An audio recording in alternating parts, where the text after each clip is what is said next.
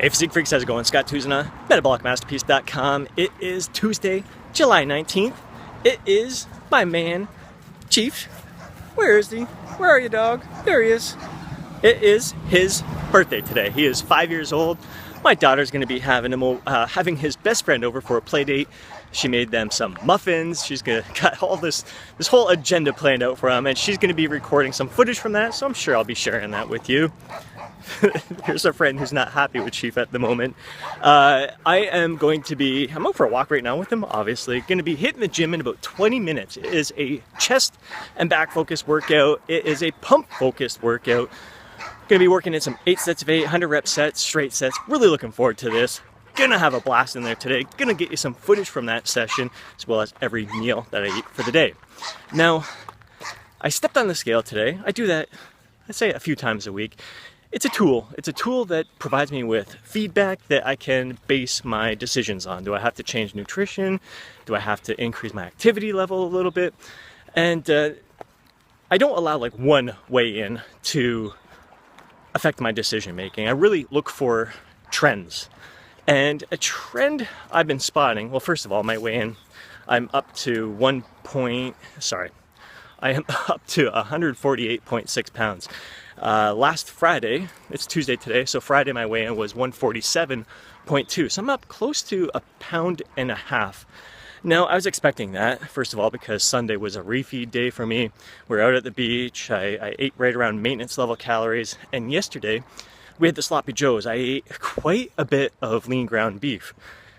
Protein takes a little longer to digest in your system, kind of sits in there a little bit, so I guarantee a lot of this, the extra weight is mainly just that waste sitting in my system. So I'm not allowing this weigh-in to affect my decision-making progress, but it has really, when I'm looking at the trends, it makes me realize that I really need to step up my game right now.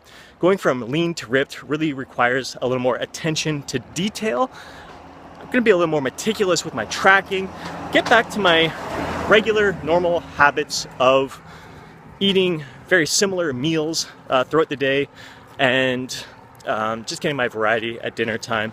Going to be sticking to around 1,700 calories for the day, and try to stick with that on a consistent basis with one refeed up to maintenance level calories once a week. So that's my goal for this week. Going to see how it all plays out, and going to be really interesting on Sunday when we head away on vacation. Now that's going to be a nice week of rest for me away from the gym, and I think it may provide me with the opportunity to focus a little more on my nutrition, really dial things in even more with that. So really excited to see how that experience plays out for me overall.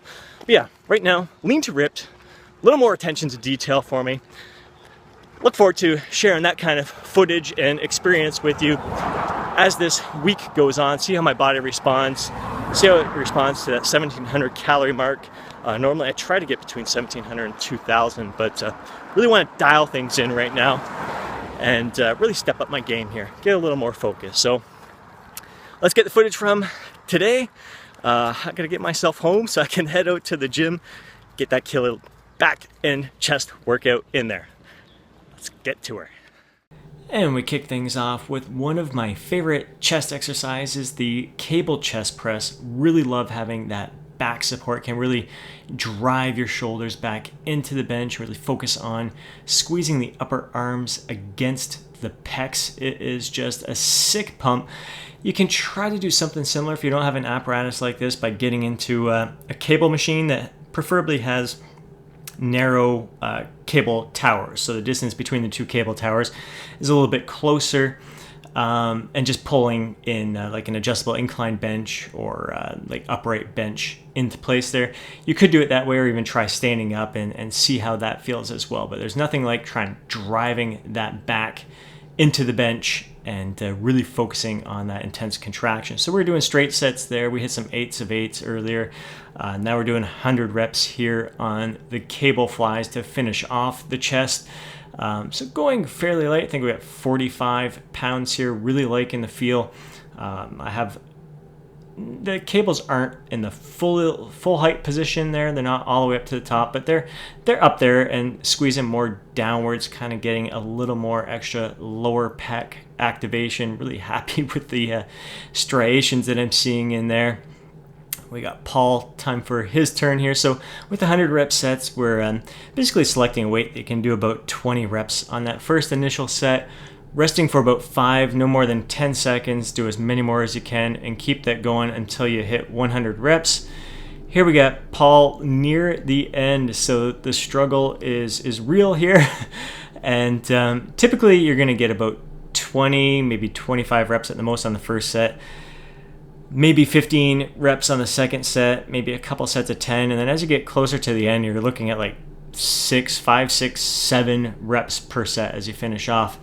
Moving on to back, we're doing some barbell rows here. This is 8 sets of 8. I'm at the beginning of my set here, so it's nice and easy at that point, and able to really, those first 4 sets, you're really able to control the movement, really focus on your form, technique, engaging that mind-muscle connection, and just getting a sick pump. And then by the time you get to the 6th, 7th, and 8th sets, it's a bit of a struggle to get the 7th and 8th rep out of you.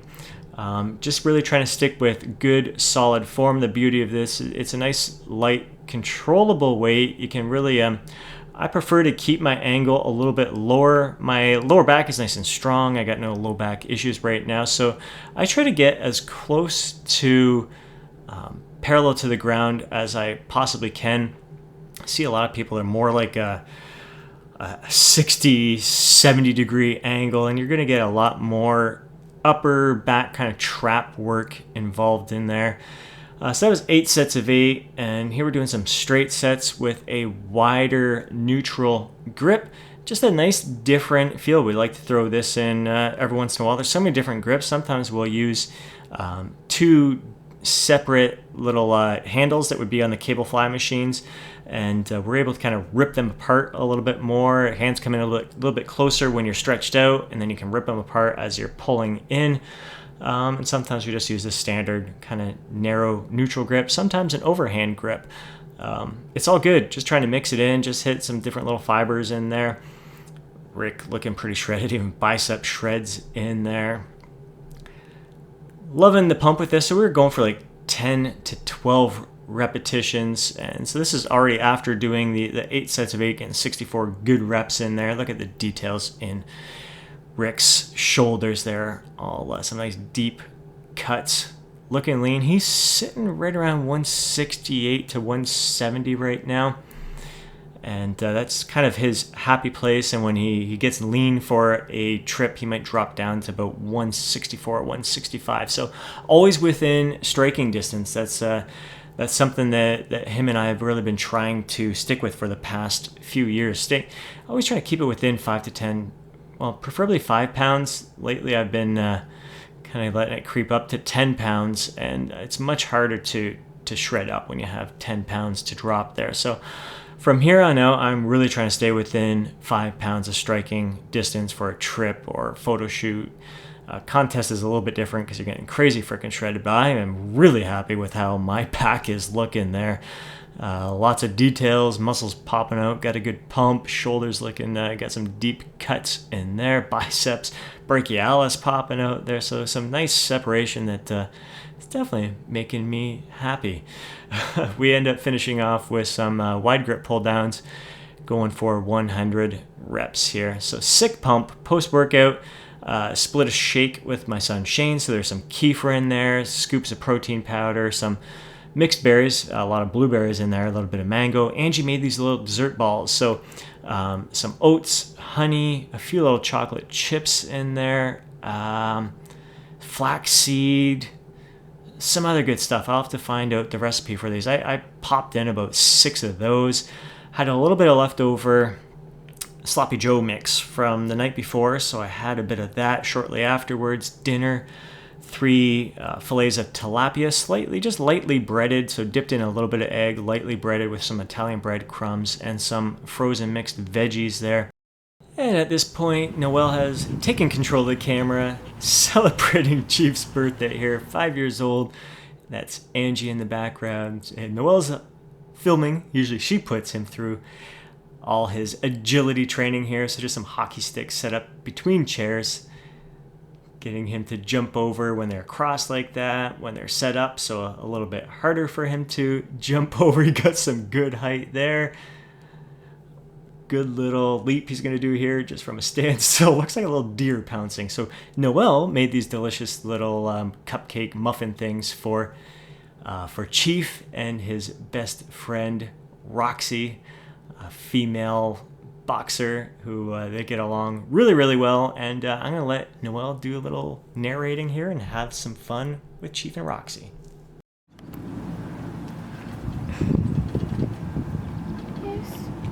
Yes.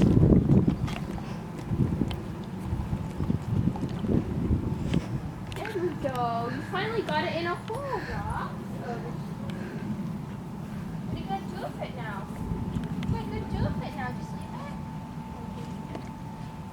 it?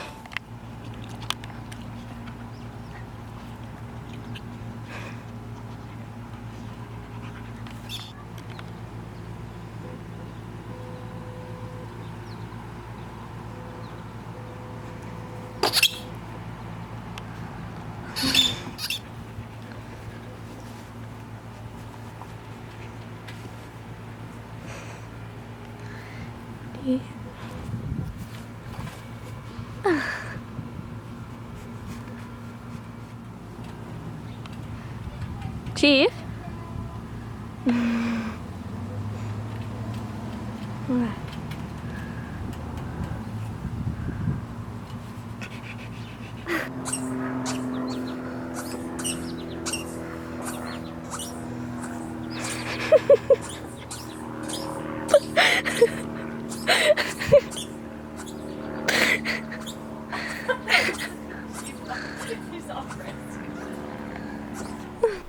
Alright, so winding down a pretty crazy day. Excited, I did hit my caloric target, stayed within range, so really happy about that. Those little dessert balls were just freaking awesome. Tasty little treats, really enjoyed that. Kind of curbed my appetite, kind of satisfied my sweet tooth, satisfied my energy as well, so really nourished me, fueled me throughout the day.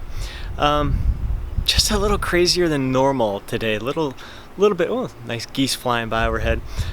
Little stressed dealing with Virgin Mobile. Had a little issue, I wasn't receiving my text messages. We got new plans for the kids, new cell phones for them, and our just communication between our Apple devices wasn't working too well. So stressful day with them, and it was stressful yesterday kind of dealing with Costco as well. We ordered 2 paddle boards just about a month ago, and they haven't been in, so there was a shipping issue there.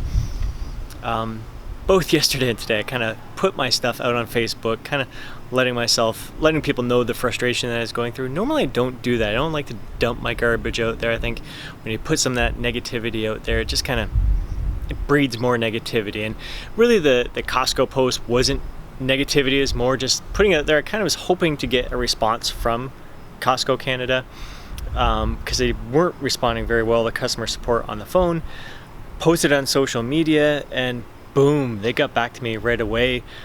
Give me an email address that put me right in contact with the right people. Those people called me like 2 minutes later. I was like beyond impressed. Here I was kind of disappointed with them, and they really stepped up to the plate with how they responded to me there.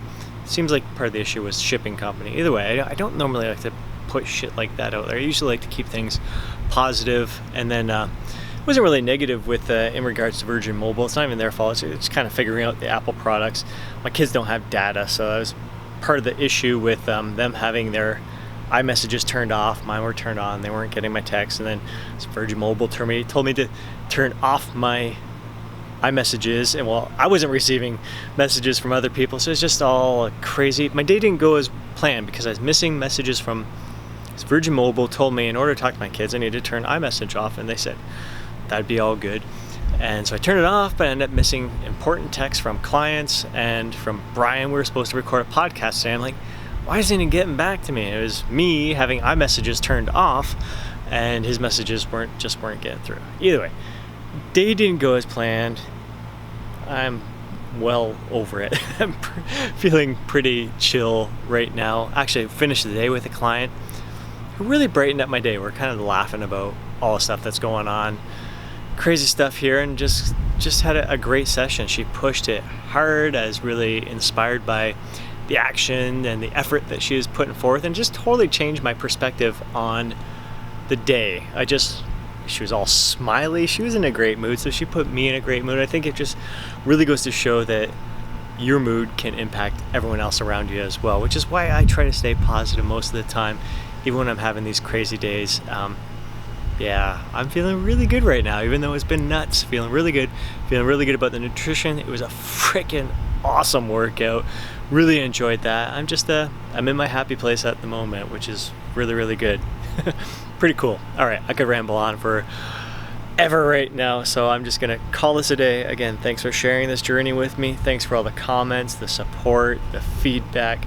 Appreciate you big time. Catch you tomorrow.